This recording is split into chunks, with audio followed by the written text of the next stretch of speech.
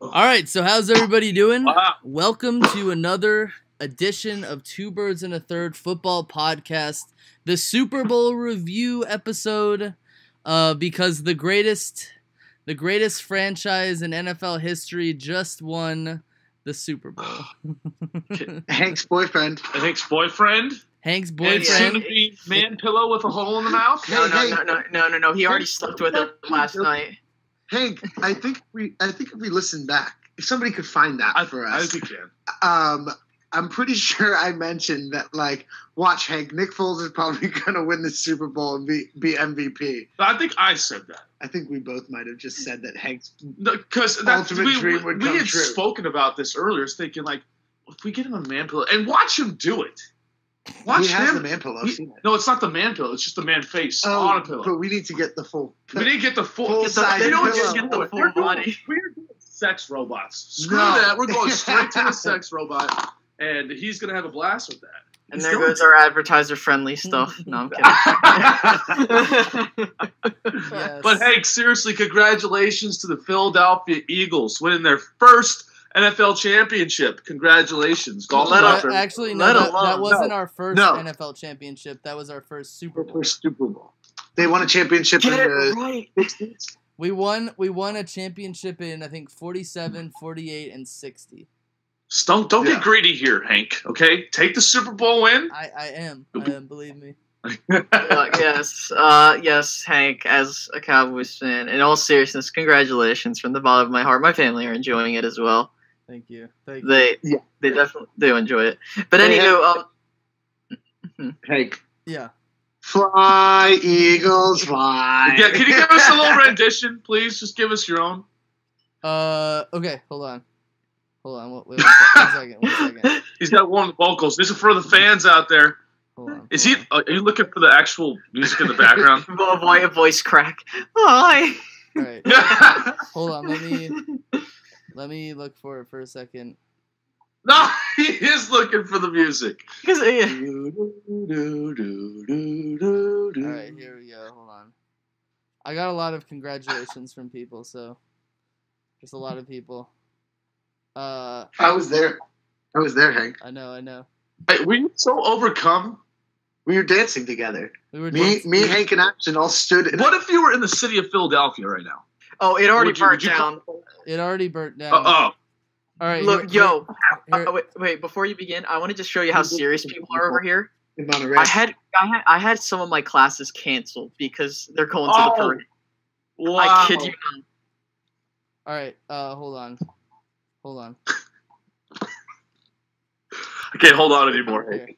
Fly, Eagles, fly, on the road to victory. Fight, fly, Eagles, fly.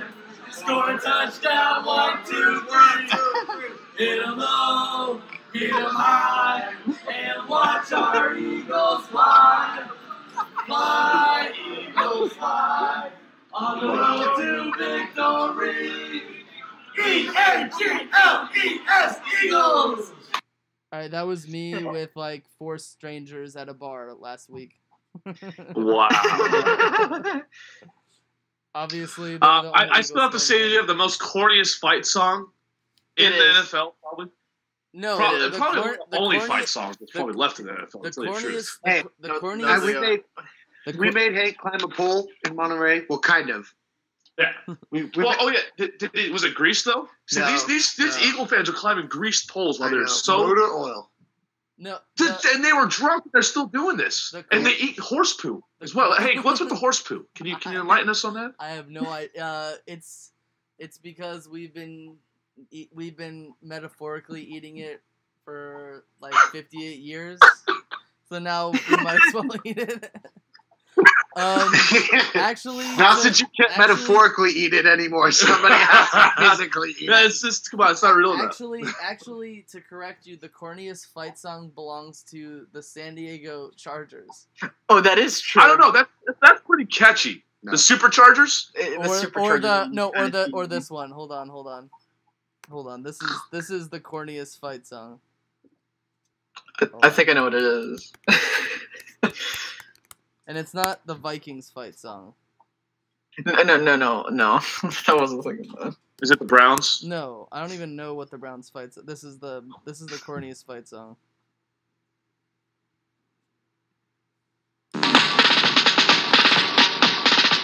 Miami has the Dolphins, the greatest one. We take the ball from goal to goal like no one's ever seen. We're in the air, we're on the ground, we're always in control. And when you say Miami, you're talking Super Bowl, cause we're the Miami Dolphins. I'm not gonna. Miami Dolphins #1. Yes, we're the Miami Dolphins. Miami Dolphins. Miami Dolphins #1. That is the corniest fight song. Wow. That was pretty bad. It sounds nothing like Miami. Just not gonna lie. It sounds like I don't think Super Bowl. yeah. I think It other sounds stuff like- about it sounds- Miami, not Super Bowl. It sounds But- like it's an Irish song. I know we kind of got a little sidetracked there, but Hank, Mm. I know Nick Foles did great, but you can talk about him, but just talk about what the Eagles did right to win this game, or what the Patriots did wrong to lose this game. What what the Eagles did right to win this game was the Eagles played aggressively. Okay, I might not have been a fan with all the calls that they made, like that deep pass that was intercepted. I was not a big fan of that. They were running. Why? the- That wasn't the even reason- Foles' fault. No, I know that, but I would like they were running the ball perfectly. You know, they were. I Well, just- Garrett Blunt was averaging 11 yards per carry and during that game. Ajayi was playing well too. I just thought it was too much of a risk, but again, like they still played aggressively. The Philly special, it's just a play that's gonna go down in Super Bowl history. The first time a quarterback has ever caught a touchdown pass. Sorry, Giselle, your husband can't throw and catch. You were right about that. But Nick Foles can. And what the Patriots did wrong in this game was benching their best cornerback in the Super Bowl. Oh my God! I have some numbers. To go by that might blow your guys' mind. Eric Rowe, who took Malcolm Butler's place, allowed when passes were thrown to him, he allowed a 147.9 passer rating from Nick Foles when passes were against him. Can we just hold up timeout? Before we even get into this, we all know why the Patriots lost, because Bill Belichick smiled at the end of the AFC Championship game. We already knew that was... It was that hug. And he instantly regretted it. He instantly regretted that smile. As you can see, he just went to, ugh. And also, Let me put it to you this way. Yeah. Go ahead, Hank. And also because the Patriots couldn't kick to save their life in the first half. But that didn't matter in the end, to be That was honest. because of the logo. Hey Hank, how about that prop bet that I got though? Oh yeah, Josh won a prop bet. He predicted that a field goal was gonna bounce off the upright and bounce out. Yeah, Yeah, that was. That's a That's pretty. pretty You impressive. should put some money on that one. That That's one pretty was impressive. that's a doozy if you get I that did one put right. money on it. You did? You got like Yeah. $300. Oh, wow. Yeah, it's pretty. Anyhow. How much on? We'll talk about that later. Oh, Yeah, wow. but get back to Hank. Get back. Okay. Yeah, Hank, speak. Otherwise, you know, it was just like a culmination of a lot of things. I mean, Eagles receivers didn't drop passes. The offensive line blocked. They limited their mistakes, which is what you're supposed to do. Would have liked to see more defense, but I mean, you know, Tom Brady, he's still the GOAT. You know, he's still the greatest. You know, he's still the greatest quarterback that's ever lived. 5 Super Bowls, championships. He, in my opinion, you know, you could argue that he is probably the best. This is the best losing performance by any quarterback in NFL history in the Super Bowl. But Hank, does the GOAT Oh. lose 3 Super Bowls? Oh man. I think This- I think he does because you have to understand the Super Bowl, it's a team game. You know, Mhm. the Eagles, they didn't have the best players. They didn't have a lot of superstars on their team, but they had a lot of guys who played as a team and they played well. You know, Tom Brady, Yeah. he can't play defense. You know, Tom Brady doesn't play defense. Tom Brady He apparently plays can't quarterback, catch either. and he engineered that game, and you know, he helped the Patriots score 33 points, and they could have scored like 36 or 37. Yeah. Yeah, I They think still that, would have lost. well, here's my thing. Here's my thing. People are not giving Tom Brady enough credit for how he marched the Patriots up and down the field. The problem was they just couldn't convert in the end zone, or the red zone, excuse me. And that's probably the biggest outlier, is the fact that They did not punt once on offense. yeah, and it's They had one turnover on downs. They had one missed field goal. They had one missed extra point, and they didn't punt a single time. There was one punt in that game. One. yeah. Yeah, One but punt. I mean, I think that comes down to being and the Eagles. What wins Super Bowls, Hank? What wins championships? Running game, offense, offensive line, not making mistakes, and Defense. defense, and a little bit of luck. Hank, your defense. I don't care. 33 points, yes. But what did your defense They do? made- They forced a turnover when the team needed it. They might have let Tom Brady march down the field. They didn't let him get into the end zone. They sacked him once. They had 3 quarterback hits, 15 hurries, and 19 pressures. Tom Brady was pressured on 40% of his dropbacks. And that's here's 40% of the time that he dropped back, he was getting pressure in his face. But So that's what you guys. But he still marched down the field, which is the most impressive thing to me. Because in the other Super Bowls, like the ones against the Giants, he folded like a bag What? They of didn't even rotten score like tangerines. 20 points. I know, but he did what he needed to do. It's just the Eagles played better. The Eagles played to win, and you play to win the game, and if you don't play to win the game, then you might as well retire. From the wise words of Herman Edwards. So, to add on to your point there, you guys are completely right. The Eagles, they played like they were hungry, and so did the Patriots. What it boiled down to, like what you guys are trying to say, I mean, yeah, you have to have a good offense, obviously. You have to have a little bit of luck, but it really boils down to a defensive play, a turnover here or there. Whoever wins that turnover battle is usually going to come up the victor in a situation. You look at what happened at the very end of the game. Hank, you said they were, or Josh, you said they were pressured 40%, or Brady was pressured 40% on his dropbacks. Yeah. They didn't get to him. He was still pressured. But there was that one play, that one turnover that can happen. And Fletcher Cox happened. That's all you need. That's all you need. It wasn't Fletcher It was Cox. Brandon. It was It was Brandon. Brandon Graham. It was Brandon Graham. And then Derek Brandon Barnett recovered it. They did an Fletcher Cox. the No, okay, New my England bad. Patriots- Anyways, they still made the play. The New England Patriots offensive line did amazing against Fletcher Cox. They basically took him completely out of the game. Mm-hmm. I mean, he's played dominant all season long. Besides this game, they did a great job just taking him out. I also want to point out that when this started turning into a shootout, which no one was going to expect, especially with these two teams, I think and a lot of people, like some people were saying, why are we going for it? Not the goal line, the other one where they went for it on that last drive. Because I even said it before the Super Bowl, you got to play keep away and score points. And the Eagles did exactly that on the last drive. You had 10 minutes left. You milked the clock, I believe 7 minutes off of it. I think they had 8 and minutes. then you scored it was like 8 touchdown. minute, but same thing. But Yeah. you get the point I'm trying to get at, Yeah. is that they allowed time to get milked off the clock, and they scored.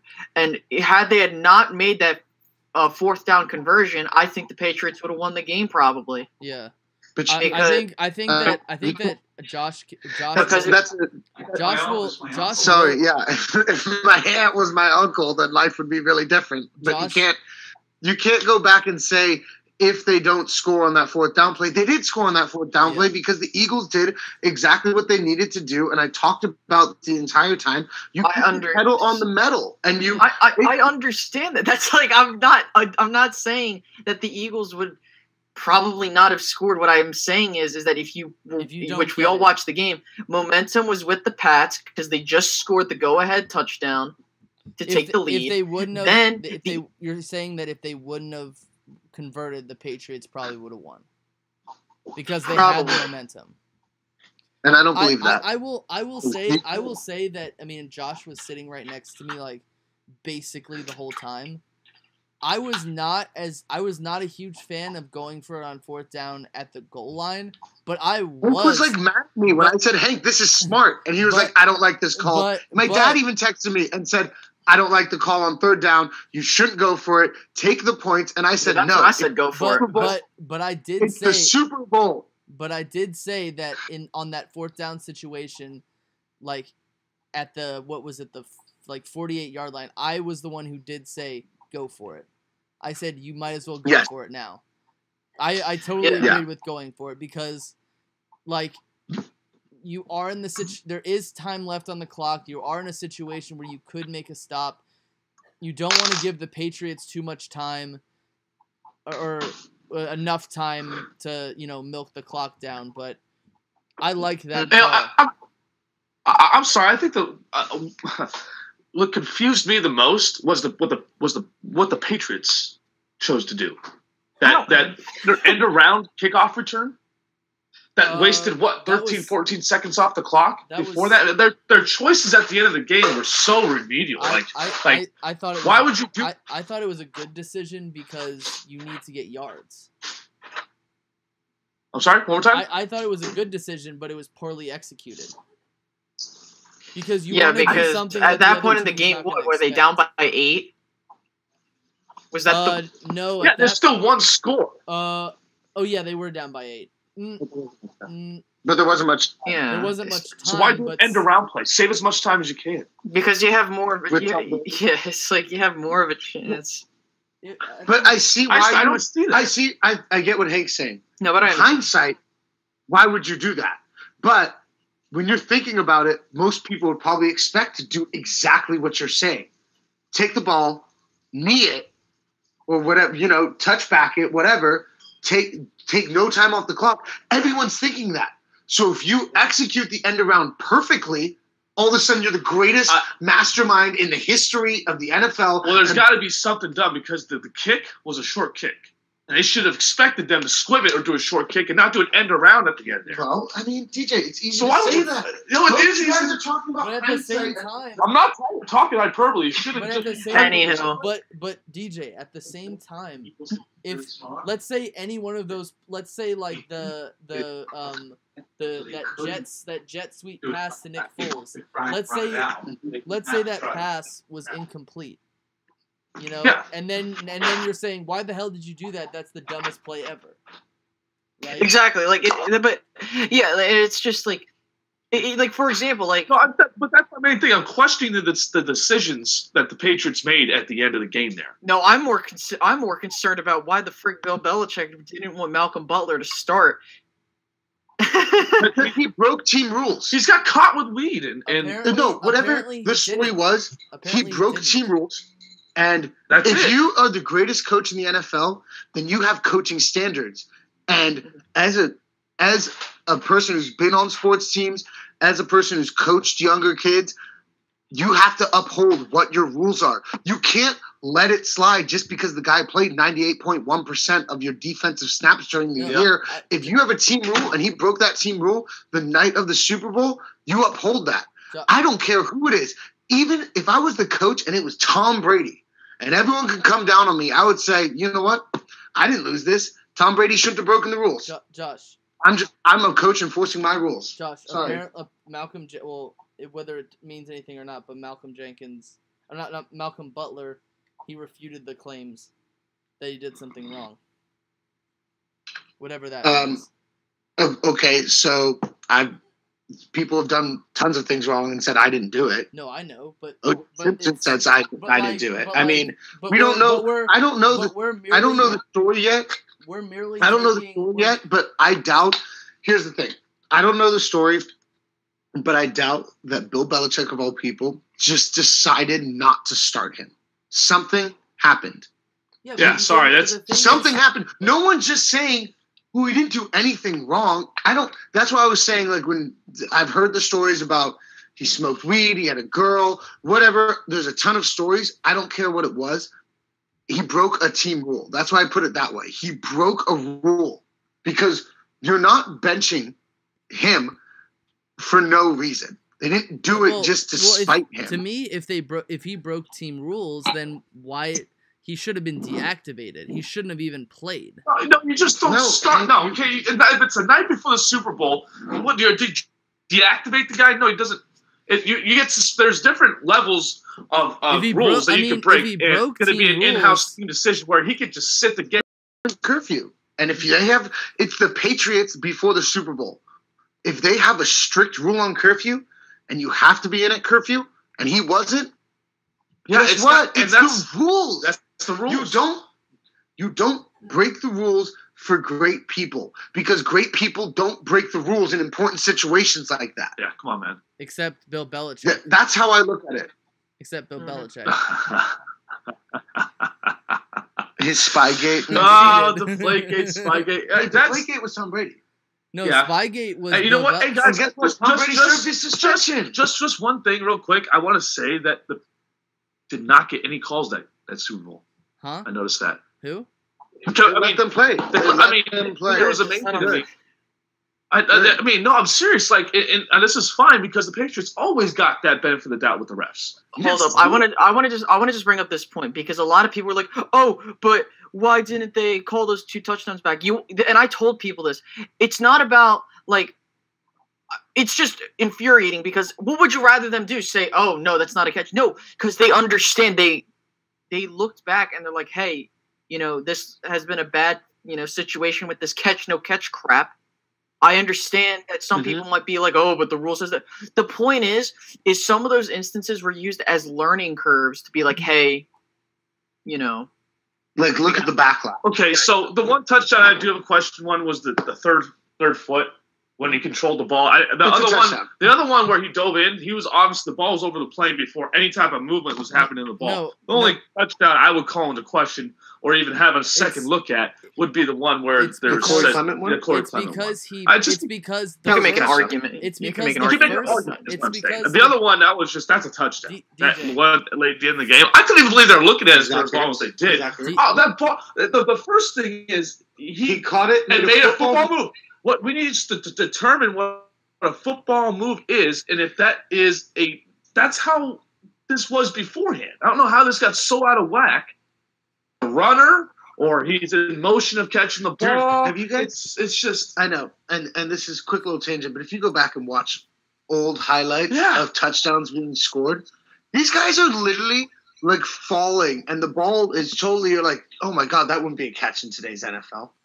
Yeah, no way. The way I saw that touchdown is he controlled the ball while one of his feet were down, and then he put the second one down. I know, but that's what I see too. I have to look at it again because the first time I looked at it, I'm like, wow, that's kind of. I mean, just we watched it live, like intense. We actually had a TV right, like literally 15 feet in front of us, right there. I mean, we had a pretty good setup, and we watched that replay over and over and over. And I turned to Hank, and I was like, "It's a touchdown." Yeah. I didn't have any question. I mean, it seemed pretty obvious to me. The only question seemed obvious to people. The only questions that I had was the fact that the Patriots seemed to win every single challenge that went their way. Every single touchdown review with the Austin Seferian-Jenkins touchdown. To the Kelvin Benjamin touchdown, to the Jesse James touchdown. I mean, whether they were touchdowns or not, the Patriots always won those, and I was just concerned. Yeah. But I think, and now it's the universe balancing itself out. Yeah. They had to lose one once. Yeah, jeez. I mean, you can't be that lucky. You just named 4 that went in their favor. So I mean, this year. Yeah. I think we should discuss implications for both teams, and I think we should start. I think what were we gonna DJ asked, the first thing he asked me is like Tom Brady still the GOAT? Okay. And does the GOAT lose 3 Super Bowls? See, now this is. Thank you for leading that in, Hank. I had a discussion. Actually, this is what prompted it. Josh came into the car after I picked him up from work today, and his first words that came out of his mouth was like, the first words says, "Joe Cool, GOAT." That's the first word that said he said to me. No, time out. I'm calling this guy out. The words Joe Cool have never left my lips in my lifetime until just now. What happened was we were talking about the Super Bowl, and I made a joke because I saw somebody on Facebook said, the GOAT doesn't lose 3 Super Bowls. We'll just call him out by name. We'll call him Eric Bailey Wills. Yeah, he said this, and I jumped in on his comments, and that's why it sparked this debate with me and him, me and Josh. I will say this. Okay, the last great guy they considered a quarterback was Joe Montana, right? Yeah. And Joe Montana went to 4 Super Bowls with 2 different head coaches and won all 4 of them. Okay, he beat the Bengals twice. He beat the Broncos, the John Elway, and he beat Dan Marino, right? And I don't think he threw a single interception in any of those Super Bowls. Nope. But one thing that a person could say, I'm not saying I believe it, one could say that Joe Montana is a system quarterback. Because the only system that Joe Montana ever played in was the West Coast offense. Okay? You're right. And you can say the same thing But I would argue. No, because Tom Brady has not played in the same system his whole career. He's played. You're right, because he's different offensive coordinators, but it's always been under the same type of. You're running a split back, not a split back. You're running a shotgun. DJ, he's played in West Coast offense. He's played in Air Coryell. He's played in multiple different systems with multiple different offensive coordinators. But at the same time, he's the New England Patriots have not had a single losing season since Tom Brady has been quarterback. The New England Patriots have gone to the AFC Championship game, I think, 11 times. And no, way more than that. And they have been the staple. And they've been to for the past decade and a half. No, I know. No, I think it's 11 or 12 AFC Championship games, and they've been to 8 Super Bowls. Okay. Did you know that Tom Brady almost has a 50% chance of going to the Super Bowl when he starts a season? Every single year. The things that man is able to do with such little talent is amazing. Amazing. And I want to just say this right now. That last Super Bowl that he just lost just exemplifies how great I didn't want to admit it, but then after watching last night, I was like, wow. Because this guy, and keep in mind, he broke his previous record. I believe last year he said it in Super Bowl 51. He broke it. And this guy single-handedly carried the Pats to the lead. His defense let him down. He threw for I don't know what to say. 500 yards. 505, 508 yards. Who does that?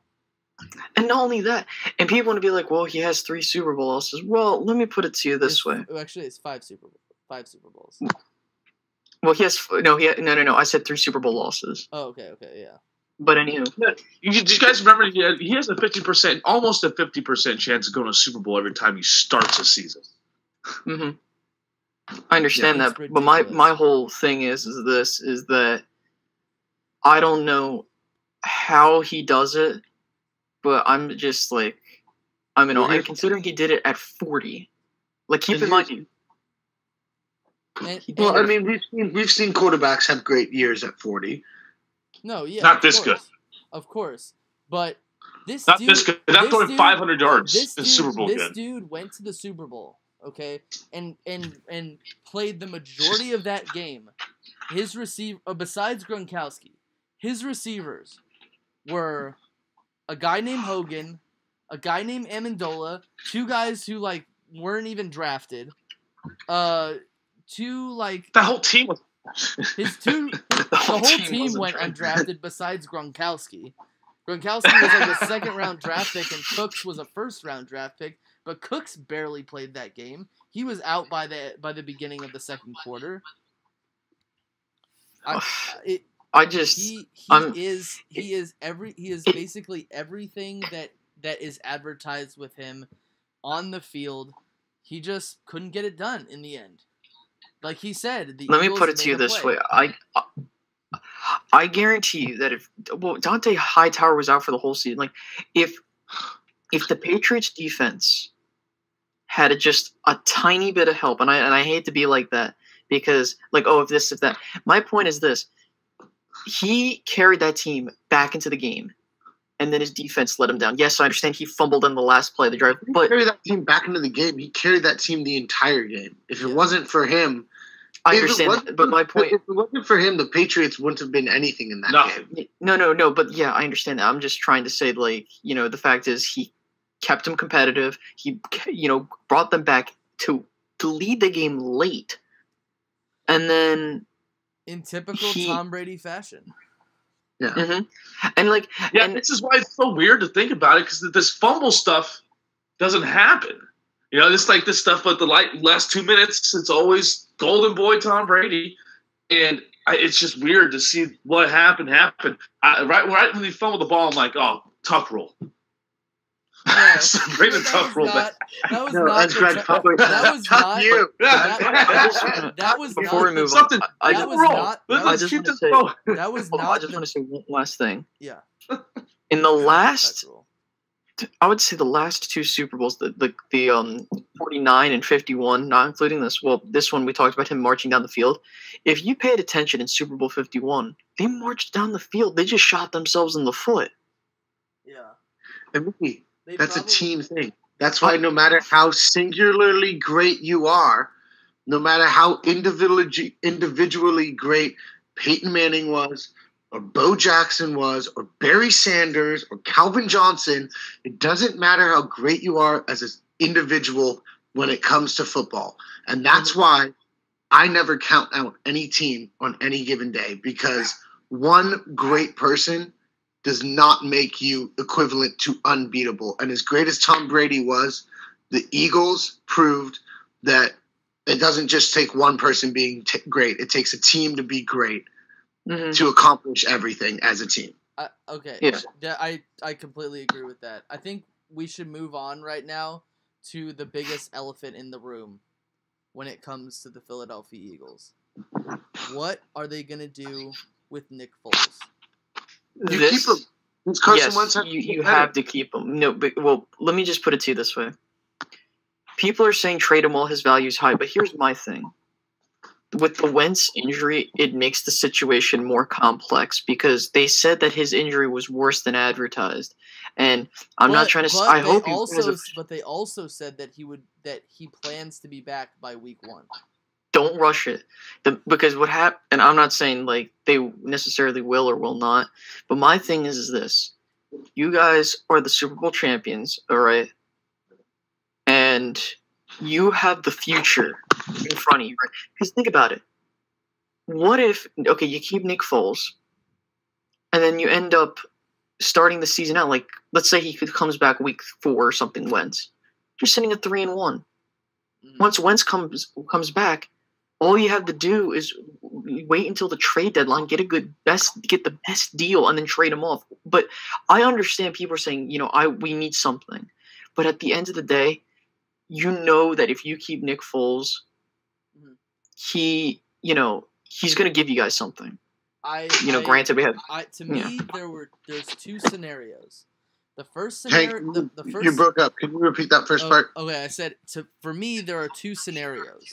Scenario number 1 is you trade Nick Foles, likely before the draft, and you try to get like a second or a third or maybe even a first for him. Mm-hmm. You start the season and hopefully, Wentz is starting by week 1. Sudfeld would probably start, or another veteran would start during the preseason as the starter. I am not content with that because I don't want them to rush Carson Wentz back because of his injury. You see, we'll probably talk about a player who got rushed back way too early. What I want them to do is I want them to keep Nick Foles. Okay? I want them to, possibly trade the 32nd pick back into the second round, and then, like you said, Ricky, start Nick Foles until Carson Wentz is healthy, and then ship Nick Foles off. But I also think that the Eagles should take into consideration Nick Foles' feelings, because Nick Foles just won them the Super Bowl, and he won the Super Bowl MVP. I think that if Nick Foles truly wants to be traded, he wants to go somewhere where he is going to be the starter, the Eagles will do that. Much like when the Eagles were picking their head coach, I really didn't care what they did because I really didn't know. Right here, there's no right decision and there's no wrong decision, so I'll just live with the decision. Can I tell you what the right decision is going to be? And you're not going to end up liking this, but you're going to trade him for draft picks. Because you're going to want to keep this gravy train going at this time, because he is at his utmost, at his value right now. I'm not saying that he doesn't deserve to stay and get paid, but obviously Wentz is the future. I know he's hurt, but there's no reason to think he's not going to be able to come back and be just fine. He's a young guy. Yeah, but at the same but time, he's not an he might not be back Peterson. week He's 1. not like nothing's guaranteed. He might not be I understand. back week 1. But you can't afford to overpay Nick Foles right now. You don't. You're not Nick going Foles is to under overpay him. He's contract. under He's under contract. contract. And he knows he's not going to be the starter. Nick Foles is Well, currently doesn't under retire. contract. And you can That's another thing. He can retire. Let me put it could to you this retire. way. I heard a report that said that he wants to retire soon and become like a pastor or something like that. I've heard a rumor that said that he. Oh. I mean, what a great way to leave on top, I know, right? Make $7 Super million Bowl next MVP. year. But let me just say this. Let's say, okay. Retire an Eagle. No, but because the last thing you want to do is rush Wentz back, and keep in mind, it's an ACL tear. It's not like He also tore his MCL too. that too. So it's not like it's not like a broken collarbone or something where it's like, okay, But it's not as bad as a torn labrum or like a ruptured Achilles. But the point being is that if you say for example, you rush him back and he gets hurt again, he turns into RG3. I'm not saying that will happen. I'm not hoping for that. But I'd say the last thing you want to do is screw over your future guy. Yeah. By rushing him back. Because you have and to you already won the understand- Super Bowl. you have There's to- no rush. I don't think no one's understand- arguing that you rush him back, and I think that's why Nick Foles is going to stay. I don't think he's going to be traded or taken because it's not about the. I think right now he just won the Super Bowl, and if he's planning on retiring soon, I don't know if he wants to try to move around and stuff like that. Yeah, he might It's- want to. it- He might it- want to. He might want to stay where he's at, unless. I think that the only place he would go is probably either to the Texans or to the Cowboys, just because he's from Texas.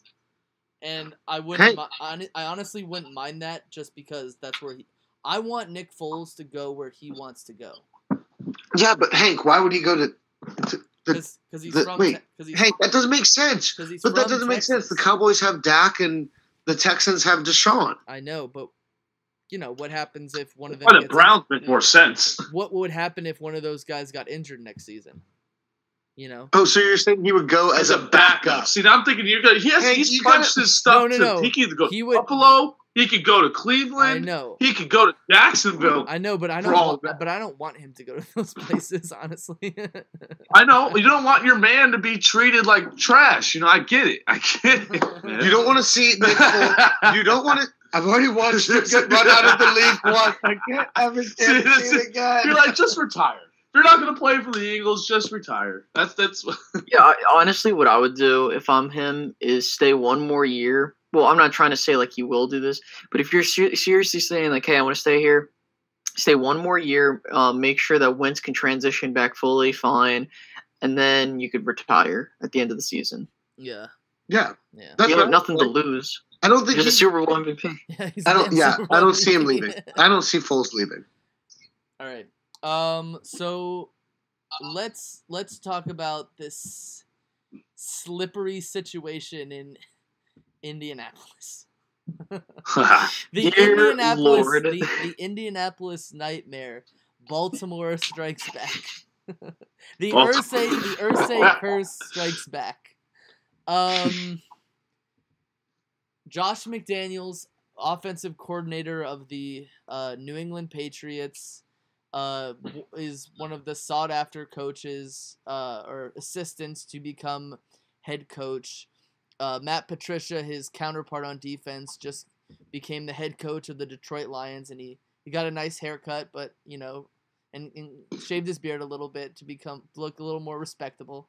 But the Indianapolis Colts thought that they had an agreement with Josh McDaniels to become their new head coach, but last second he pulled out and is continuing to be the offensive coordinator for the New England Patriots because he hopes. And my dog is obviously a Colts fan. I don't think your dog likes the Patriots very much. Every time you bring up Josh McDaniels, it just goes crazy. He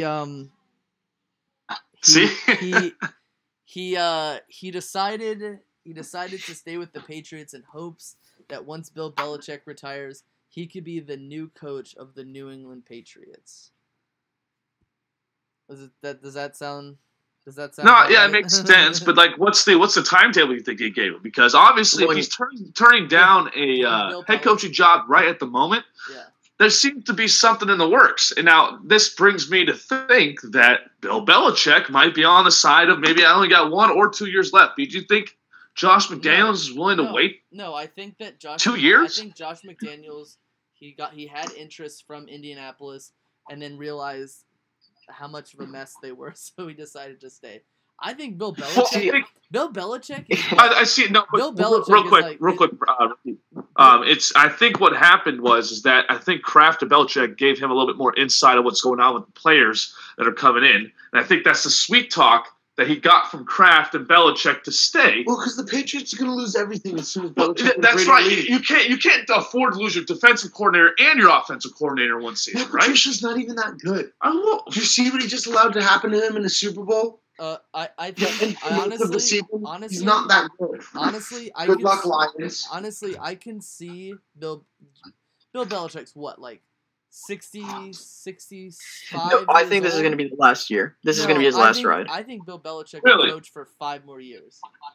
If Tom 5? Brady can play for So he's No. he's going to ride and die. No. Time out. I don't think he would. Time out. Let me put it to you this way. What I think is going to happen is I feel like the Patriots, this is going to be their last good year contending, and then they're going to fall off. Yeah, right. Yeah, right. Brady, Yeah, right. God damn it. They're- That is one of the they're- hottest takes I've had. Like, you're really going to bet against Bill Belichick and Tom Brady They're gonna having make- a successful win. season in So the what's gonna AFC happen? East? Time out. Hired. I see they're going to win the Super Bowl next year, and then they're going to retire. Already. Okay, so you give them the Super Bowl, but then they're going to suck after that. Dude, this Tom Brady cat just threw for over 500 yards in the biggest game of the year. He's going to be around for days unless a huge injury comes in. And Time out. No Let me time. tell you this. Type Hold up. Time out.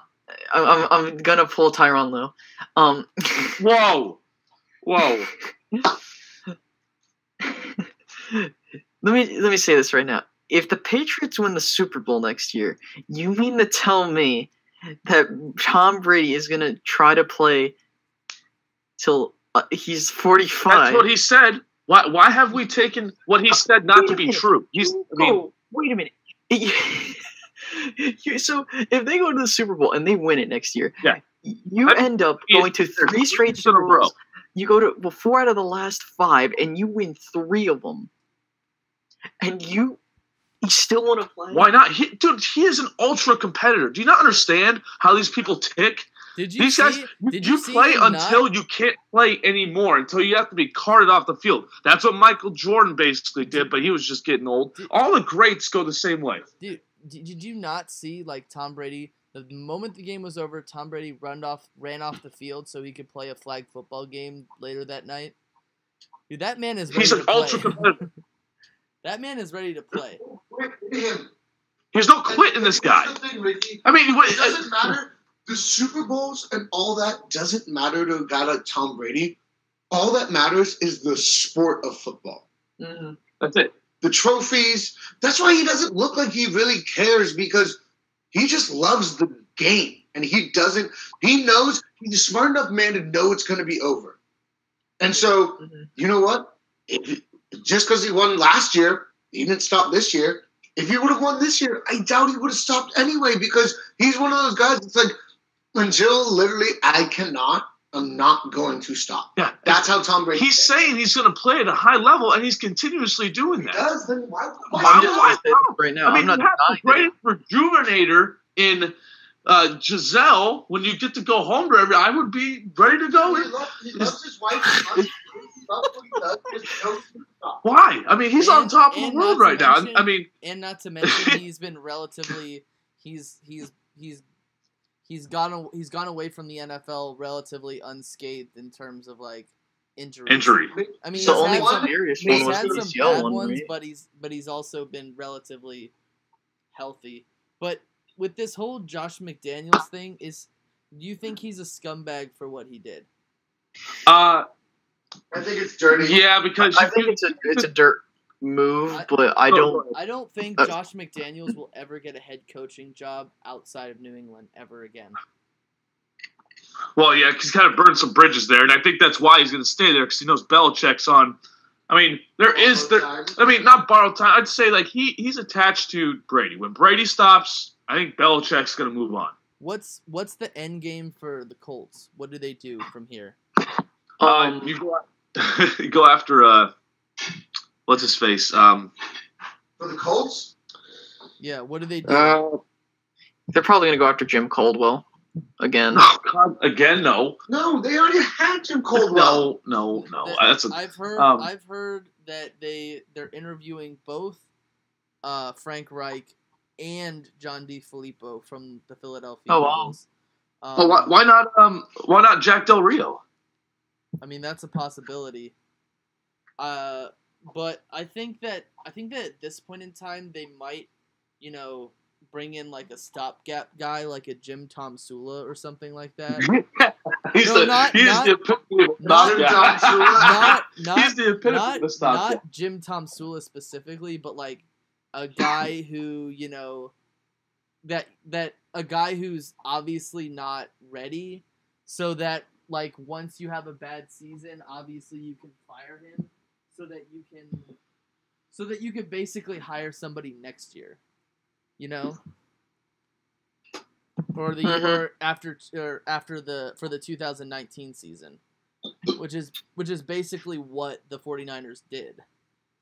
But instead they hired Chimp Kelly and then fired him The the greatest next coach of year. all time. The GOAT. I think that if they hired if they were to pick one guy, I'd say you pick Frank Reich, so that the Eagles can make John DeFilippo their offensive coordinator. I don't want to lose John DeFilippo, just because he has so much continuity with Carson Wentz. So I'm hoping that Yeah, they if you hire lose Frank him- Reich. And the Minnesota Vikings are also trying to hire John DeFilippo to be their offensive coordinator. So if I'm the Eagles, I'm basically saying to the Colts, yo, this guy Frank Reich, he's really good. He once brought the Buffalo Bills back against the Houston Oilers in a playoff game.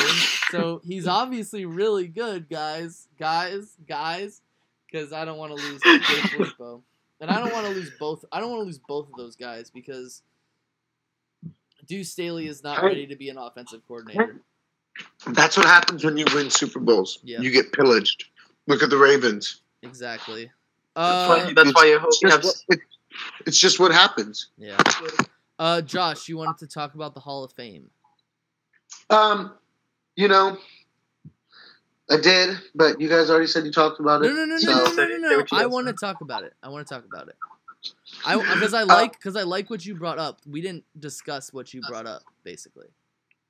I mean, okay, so basically the point I was trying to get at earlier, and for all you who don't know, I was talking to Hank earlier about how, the first ballot and who is projected to come in the next like 3 years or so, 4 years, and what that's going to mean to how we see the Hall of Fame coming up, because guys that we think deserve to be first ballot are going to be pushed back, and guys that are, you know, who are waiting in the wings are going to be pushed past the new era inductees, and they're going to fall back on the list even more. So I was just saying that this year we had Terrell Owens make it in after 2 years not being inducted.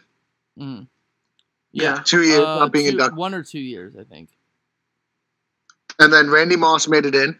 We had a couple first ballot Hall of Famers, Ray Lewis and linebacker Brian Urlacher. Both of them made it first ballot. Dawkins made it in, right? Hank? Dawkins was not Your a boy? first ballot. He was a second year. But Yeah, he was a second year, but he made it in. Yeah, and an offensive the Jerry Kramer, right? Yep. From the Packers, and then I think it was a general manager for the Chargers. I think it was the Chargers. I don't remember. Yeah. But the Hall of Fame did do that one cornerback from the Cowboys who had like 13 interceptions in one season, really bad. What was his name, Ricky? Everson Walls. Yeah, he should have gotten in. I'm gonna be honest. Yeah. here. And remember, guys like Aaron Lynch were on the ballot, and he didn't make it in this year. You mean John Lynch? John Lynch, right? What was that? Not Aaron Lynch. You mean John I'm Lynch? sorry. Lynch. John right? Lynch. Not Aaron. My bad. Hold on. Like you were saying, Aaron Lynch on the text. Oh, my bad. My bad. I was like you were saying Marshawn Lynch. Yes, you did. You ruined his legacy. Now he'll never get in. Yeah, my bad. But no, what I was saying is that because the years coming up here, you guys, we have so many guys that we would consider this is going to mean to players that deserve to be in the Hall of Fame. Mm. And also, how the Hall of Fame sometimes isn't fair to the quote unquote obscure positions. To guys like Lorenzo Neal or offensive linemen, you know, these guys that they'll never be able to put up the numbers. Yeah. That because we can't relate to an offensive lineman. Like when you're like, he only allowed 2 sacks. Most people are like, is that good? You know, that's what most people think. Where if like you say, man, this guy had 2,000 rushing yards, people are like, oh my God, wow. You know, it's easier to equate offensive linemen, defensive linemen sometimes, and then especially the players like punters and kickers. Those guys never get recognition, you know? Mm-hmm. But I want to know if you guys, I'm going to name a couple guys who are coming up for the next couple years, and you tell me who out of these guys deserve to be first ballot Hall of Famers. Okay. We have guys like Peyton Manning, Ed Reed, Tony Gonzalez, Troy Polamalu, Patrick Willis, John Lynch, who still hasn't gotten in. And then we also have Champ Bailey. He's about to be coming up here. Reggie Wayne, Calvin Johnson, Charles Woodson, and Jared Allen. They're all coming up in the next 3 years. Well, Peyton Manning will be Peyton Manning's a lock. Will be first You can't. ballot. Ed Reed will be first Peyton Manning's ballot. a lock. Ed I Reed- think Charles Woodson's a lock. Charles Woodson's a lock. Ed Reed is a lock. Tony Gonzalez is a lock. All those guys are going to make it in within two or so years of retiring. Look, John Lynch should get on the next one. John Lynch should get in on the next one. But then I'm talking about that. Like, what about the offensive linemen who deserve to come in, Yeah, who have been waiting? yeah. You know, what about guys like, and what, you know, I don't know if Calvin Johnson deserves to be a first ballot Hall of Famer. I think I love Calvin Johnson, but he only played for what? 10 seasons? 8 seasons? Yeah, and I think that he'll be a Hall of Fame wide receiver, but not first ballot. If he had continued playing and he continued to put up stats, he would be. But no. But I mean, that's how I feel Detroit. about guys like Ruining the dude's career. Patrick Willis. Like Patrick Willis, though, too. Greatest middle linebackers for like 5 years in a row. I don't know if I agree that he should be a first ballot. I don't think he. He should get in, but I don't think he's. But he should. first Yeah, ballot. you're right. He should get. You're right. He should get in, but it might take a while. Yeah. And I'm just saying because if you guys think about it, we're going to be there's going to be an inundation of just a block of all these guys that are trying to get that we're all saying should get into the Hall of Fame. But what is the Hall of Fame going to do over the next couple of years with all these people that are coming in? They need to. I think we're going to.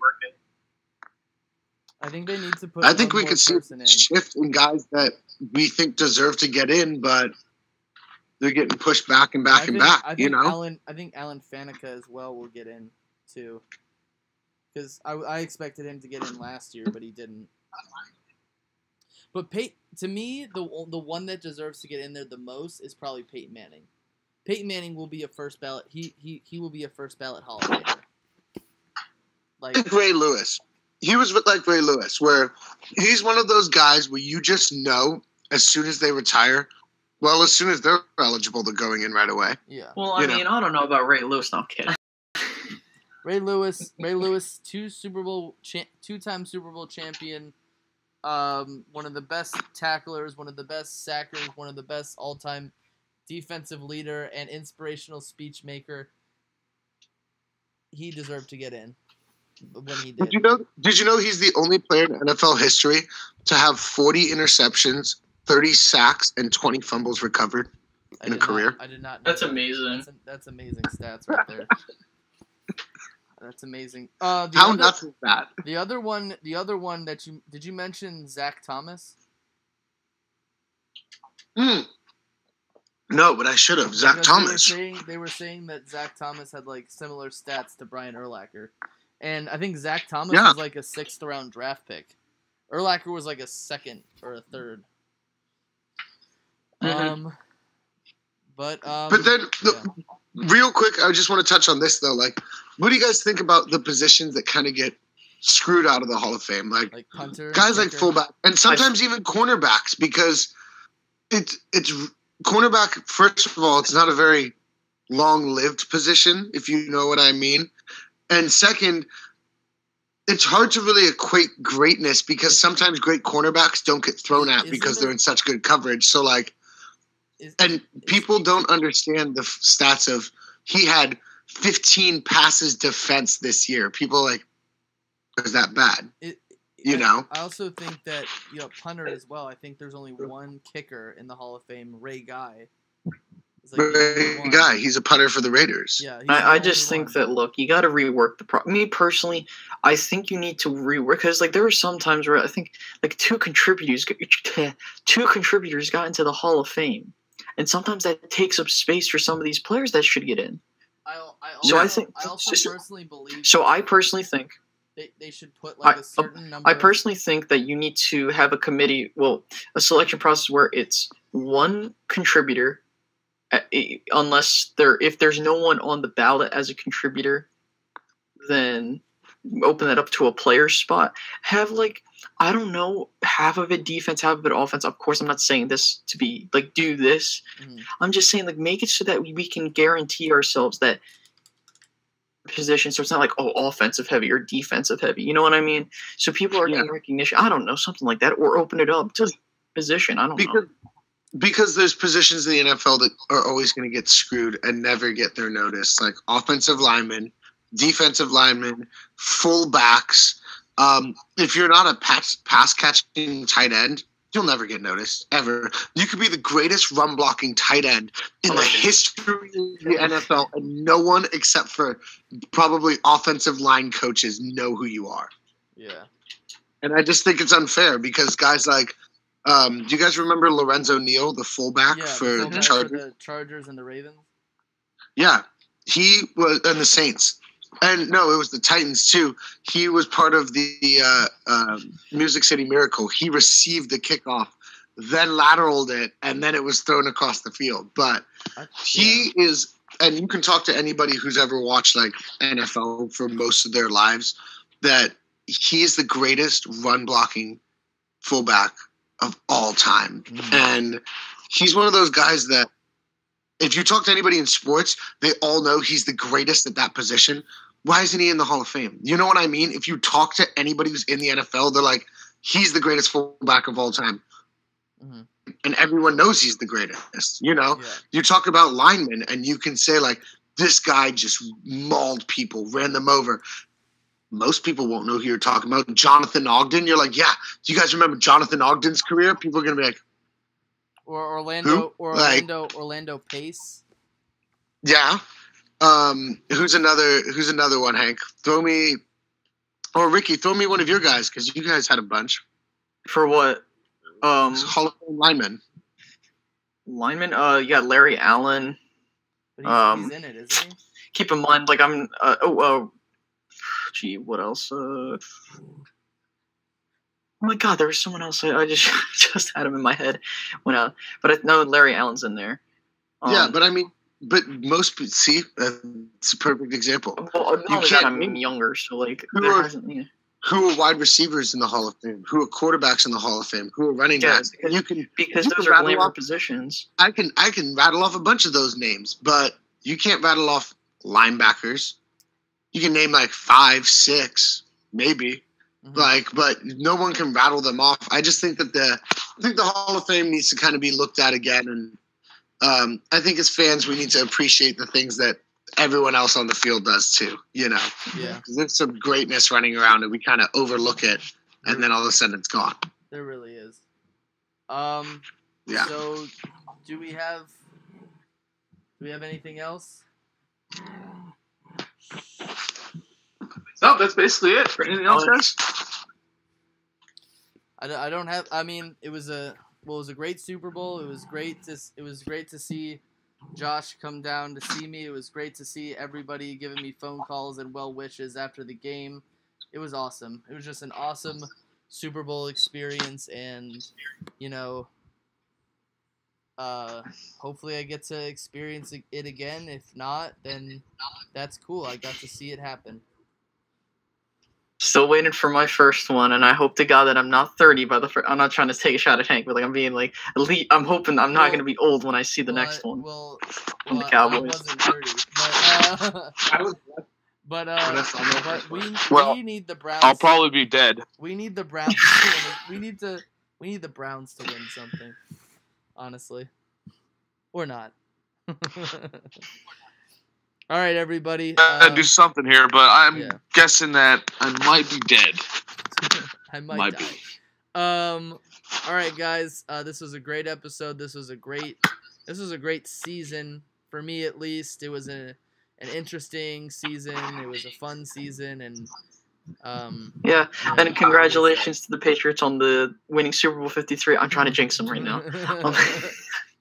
Well, I picked the Patriots to win, so barring my pitiful picks this year, I mean, I did the right thing for you there. Yeah, I didn't mind it at all.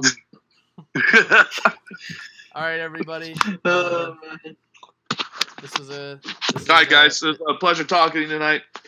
Yep, this is Two Birds and a Third signing off. I hope everyone has a good night and a good rest of their week.